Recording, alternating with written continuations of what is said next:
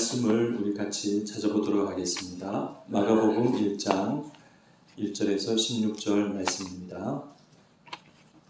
마가복음 1장 1장 16절에서 20절 말씀입니다. 네, 제가 읽어드리도록 하겠습니다. 갈릴리 해변으로 지나가시다가 시몬과 그 형제 안드레가 바다에 금을 던지는 것을 보시니 그들은 어부라. 예수께서 이르시되 나를 따라오라. 내가 너희로 사람을 낚는 어부가 되게 하리라 하시니 곧 그물을 버려두고 따르니라. 조금 더 가시다가 세베대의 아들 야고보와 그 형제 요한을 보시니 그들도 배에 있어 그물을 깁는데 곧 부르시니 그 아버지 세베대를 품꾼들과 함께 배에 버려두고 예수를 따라가니라. 아멘. 네, 오늘 읽은 이 말씀을 가지고 사람을 낚는 어부라는 제목으로 말씀을 나누고자 합니다. 우리는 지난주에 예수님께서 제자들을 부르시고 제자들이 예수님을 따른 내용을 살펴보았습니다. 그것은 그날의 즉흥적인 사건이 아니라 준비된 그런 만남이었고 준비된 부르심이라는 것을 살펴보았습니다. 그래서 오늘은 우리가 이 내용을 바탕으로 우리가 어떤 교훈과 은혜를 받을 수 있는지 살펴보고자 합니다. 첫 번째로는 우리는 이 제자들에 대해서 다시 한번 생각해 보아야 합니다. 되게 우리는 베드로를 은근히 무시하죠. 고기 잡는 어부 출신에 실수 많고 엉뚱하고, 안드레도 마찬가지입니다. 안드레는 예수님의 사역과 공생의 기간 동안에 거의 존재감이 없는 제자로 알려져 있습니다. 안드레는 처음에 예수님을 만난 일 외에는 오병이의 기적 때 이렇게 말한 것이 전부입니다.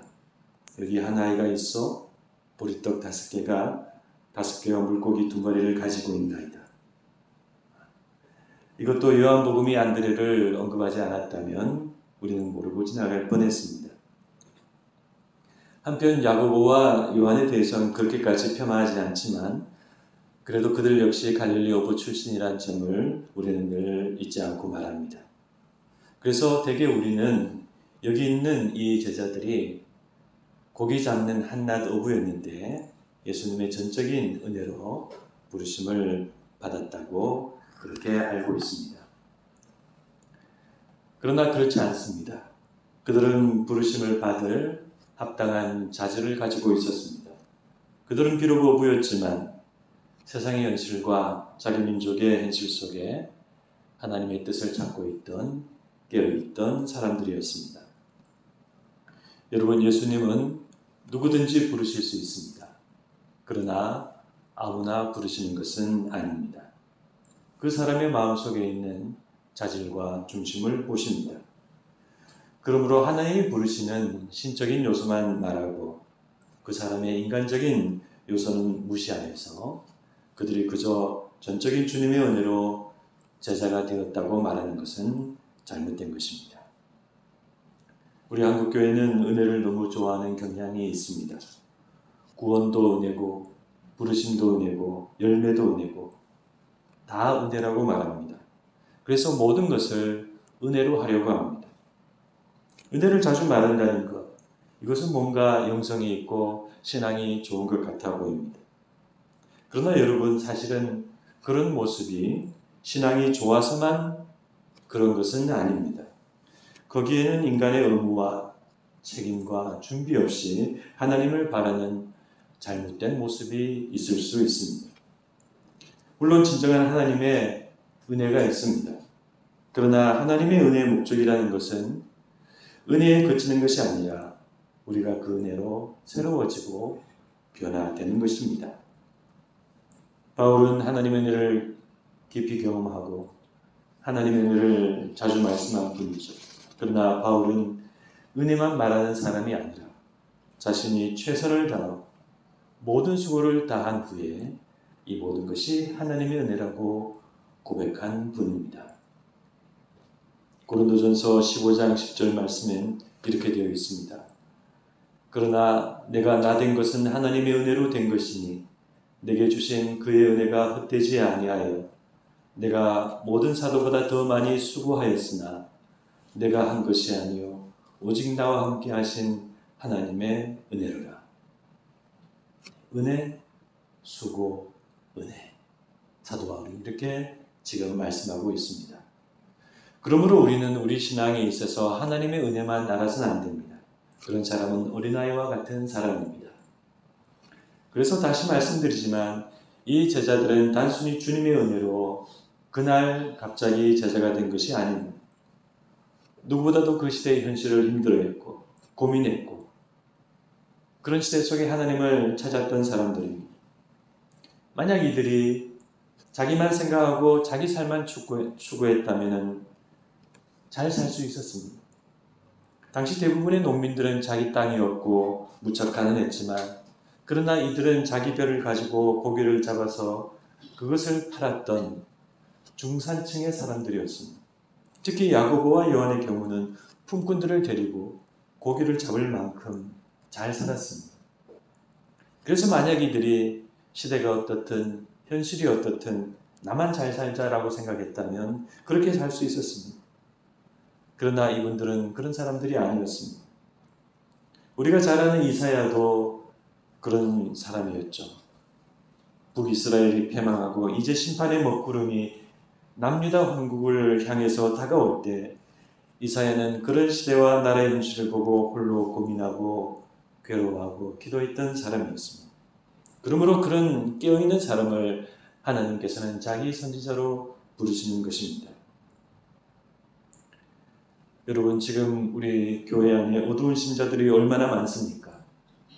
하나님도 이웃도 돌아보지 않고 선악도 없고 정의도 없고 시대감각도 없이 하나님을 믿는다 하나 오직 자기 중심과 자기 이익과 자기 교회와 자기 구원에만 골몰한 채 살아가고 있는 목회자와 신자들이 얼마나 많습니까? 믿지 않는 사람들이야 자기만 생각하고 그렇게 살아가는 것이 정상이라고 할 수 있지만 믿는 사람들은 하나님 앞에서 그렇게 살아서는 안 됩니다. 믿는 사람들은 하나님을 바라보고 역사를 보고 현실을 보고 고통받는 이웃을 보면서 시대의 양심과 등불과 소망이 되고자 해야 합니다. 그것이 영적인 사람입니다. 단순히 기도를 많이 하고 영적인 특정 은사를 받은 사람이 영적인 사람이 아니라 하나님과 세상과 역사를 그렇게 영적인 눈으로 보고 같이 아파하고 고민하는 사람이 진정한 영적인 사람입니다. 그리고 그런 사람이 주님이 말씀하신 세상의 소금과 빛이 될 수 있습니다. 그러므로 안드레와 베드로와 야고보와 요한은 주님이 부르실 만한 자질이 있는 사람이었습니다.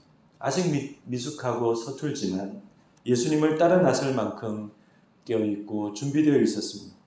그러므로 우리는 그들을 다시 보아야 하고 또 우리도 그들처럼 예수님을 따라 나설 수 있는 깨어있고 준비된 영적인 사람이 되어야 하겠습니다. 두 번째로 예수님이 이들에게 말씀하신 사람 낚는 어부에 대해서 우리는 생각해 보아야 합니다. 우리는 대개 이 말씀을 그들의 사명에 대한 말씀으로 알고 있습니다. 대부분의 설교는 이 말씀을 가지고 전도 설교를 합니다. 그러나 이 말씀은 그런 정도의 의미가 아닙니다.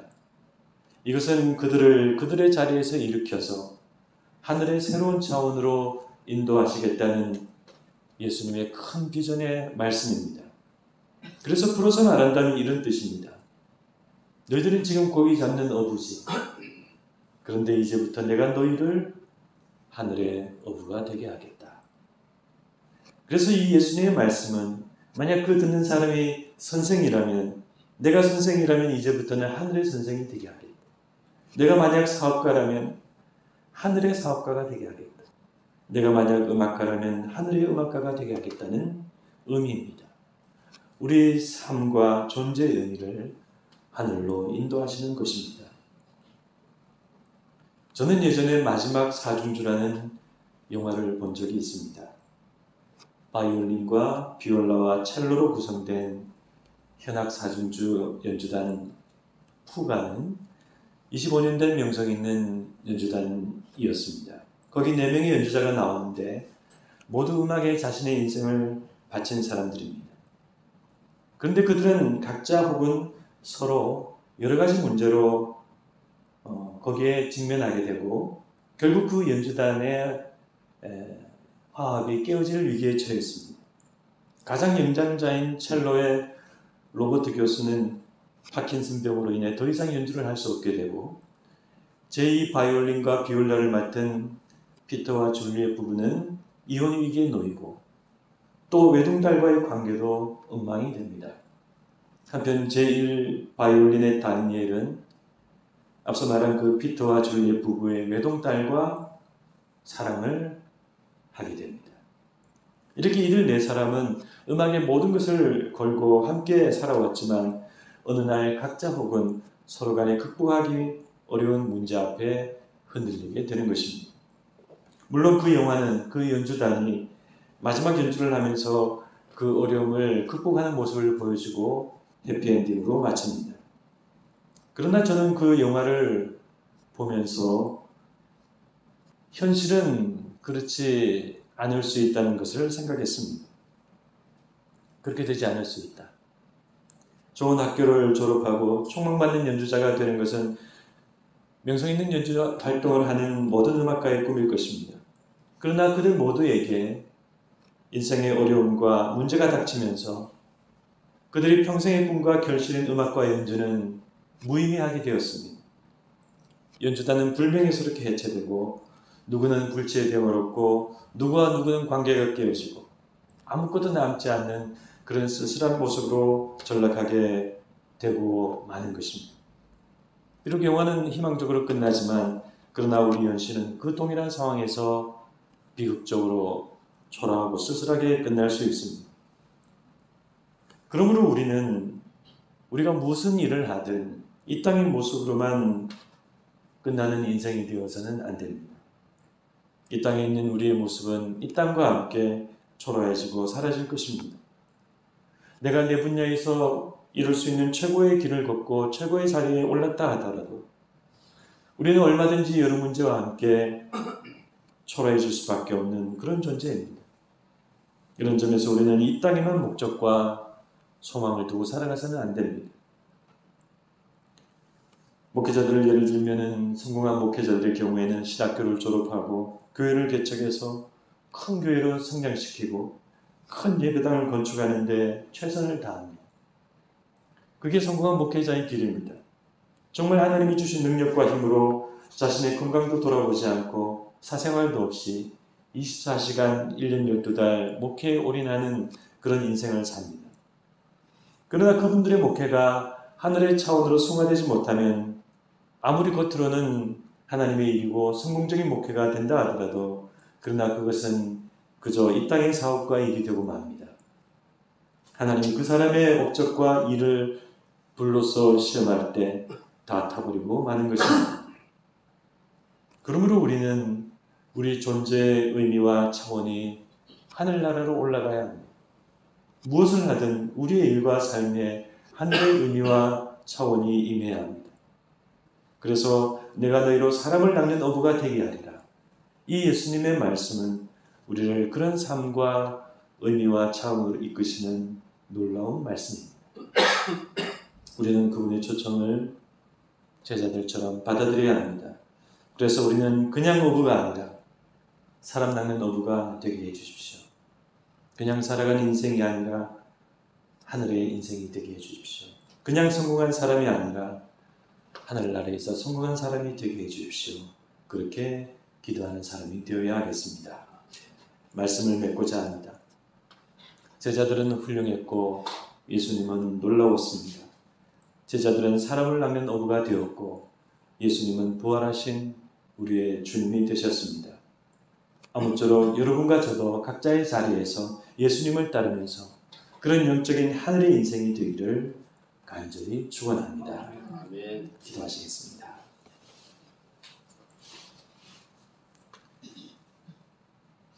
내가 너희로 사람을 낚는 어부가 되게 하리라. 하나님, 이것은 그 제자들의 삶을 하늘의 영역으로 이끌어 주시는 큰 비전의 말씀인 줄 우리가 알게 되었습니다. 단순히 전도하고 선교하는 사람이 되라 그런 의미가 아니라 그 사람의 인생을 하늘의 차원으로 이끌어 주시는 말씀이었습니다. 하나님, 이 말씀이 저희들에게도 임하게 하여 주시옵소서. 우리가 이 땅의 인생을 살아가면서 여기서 성공하고 잘 되는 것만 바라보지 않게 하여 주시옵시고, 우리의 삶과 우리의 삶의 목적이, 우리의 눈이 하늘나라로 올라가게 하여 주시옵소서. 그래서 하늘의 어부가 되게 하여 주시고, 하늘의 사업가가 되게 하여 주시고, 하늘의 일을 하는 성공한 사람이 되게 하여 주시옵소서. 눈앞에 있는 것만 보고, 이 땅에서 잘 먹고 잘 사는 것만 보고 그것을 하나님의 복이라고 생각하고 기뻐하고 즐거워하는 그런 사람이 아니라, 저 하나님의 나라를 보고 하늘을 보고 살아가는, 비록 우리가 이 땅에서 비록 초라하고 어려운 삶을 산다 하나 그런 마음을 품고 기도하면서 하나님을 믿고 살아가는 그런 하늘의 인생이 되게 하여 주시옵소서. 그런 저희들이 되게 하여 주시고, 그런 저희들의 빈비된 창교회, 그런 교회가 되게 하여 주시옵소서. 감사드리오며 예수님의 이름으로 기도드리옵나이다. 아멘. 아멘.